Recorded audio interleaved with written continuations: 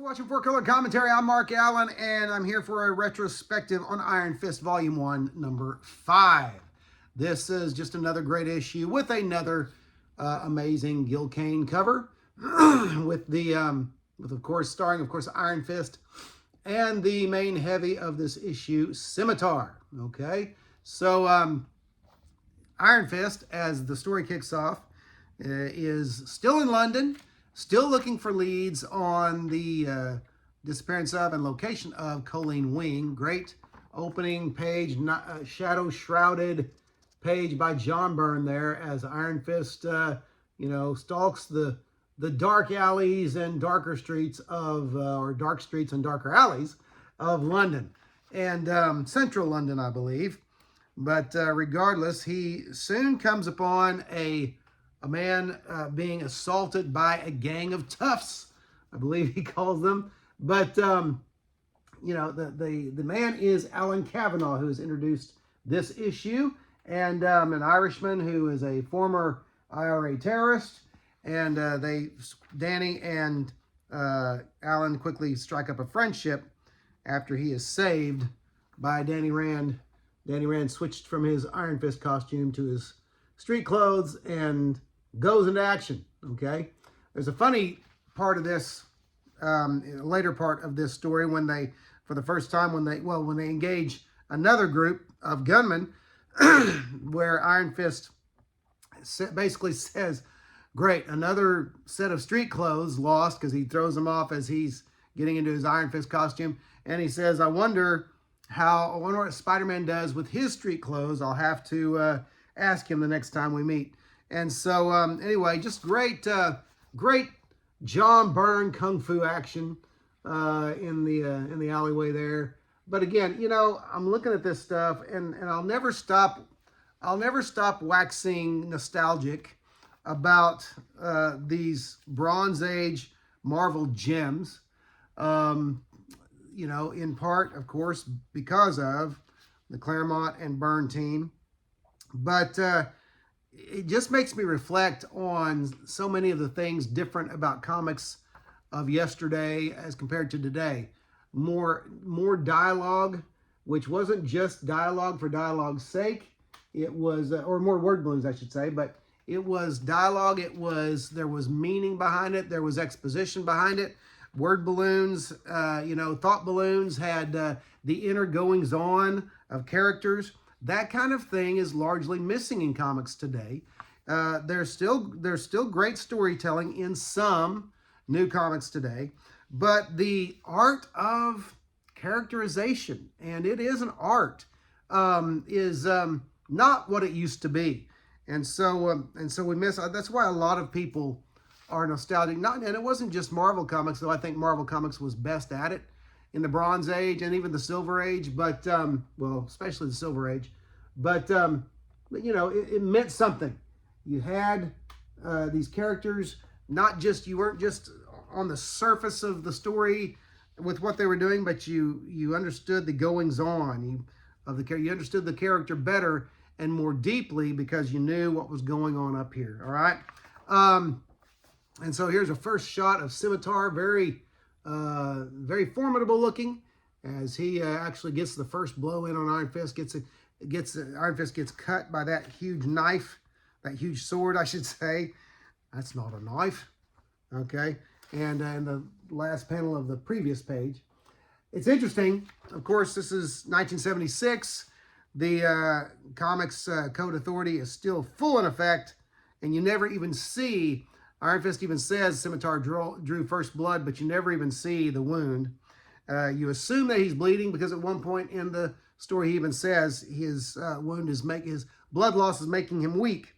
But the fight goes on, and and Scimitar proves to be a very tough opponent. Okay, but Iron Fist, he does nothing if not endure. Okay, and so. Just great battle scenes, battle action in this story. And have to appreciate storytelling, the art, the characterization, everything. The excitement, the drama.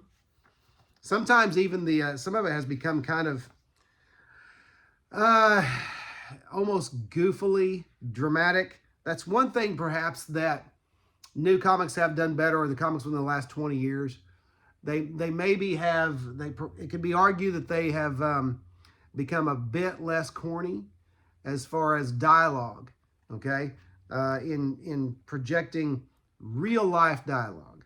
But I would never give up what was, as far as for enjoyment's sake. I still very much enjoy everything about Bronze Age, especially Bronze Age Marvel Comics. Okay, so at the end of this issue, you finally get an update, and we see on Colleen Wing. In fact, we see her again. Khan reappears. Okay, Master Khan, as does Angar the Screamer, and we find out that Angar has been instrumental in conditioning Colleen Wing to hate a certain kung fu expert who we all know and love, and conditioned to attack him upon sight. And that's what we see in this last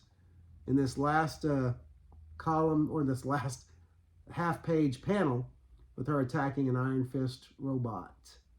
And there you go. She knows Iron Fist and she hates Iron Fist, and we're left with this ominous title to the next issue story, Deathmatch, where Iron Fist has to face Colleen Wing, his best friend. So that's Iron Fist number 5, circa 1976. Again, the coloring, the composition, I'm sure it has a lot to do with Gil Kane. I won't say everything to do with Gil Kane, because colorists are a thing in comics, but the colors just continue to just pop on these Iron Fist covers. I'm telling you, I would consider myself a Bronze Age Marvel expert. I don't say comics expert, but a Bronze Age Marvel expert, and because I'm familiar with so many of Marvel's covers from that era, and there at the time, none surpassed the covers of Iron Fist. They just didn't. Now, part of that I'll be the first to admit, maybe nostalgia speaking, but I just really think Iron Fist, even though it ran for only 15 issues, was what I would consider stylistically,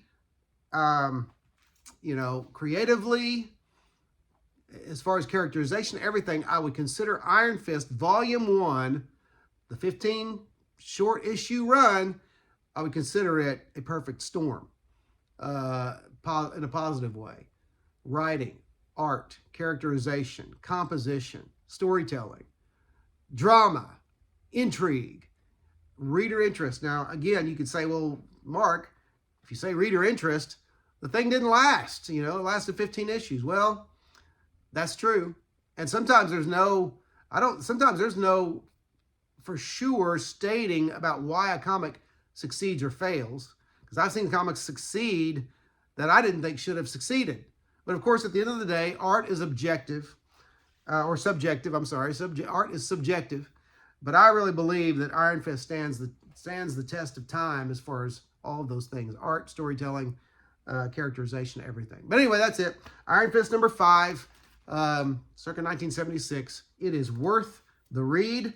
So find the issues, or find a collection, find reprints, whatever you have to do, but read it. And don't forget that if you haven't, don't forget to like, comment, and subscribe to 4Color Commentary, especially comment, but I'd appreciate your subscription too. Don't forget to hit that bell if you subscribe so that you know when a new video is coming out. And otherwise, as always, thanks for watching 4Color Commentary, and I'll see you next video.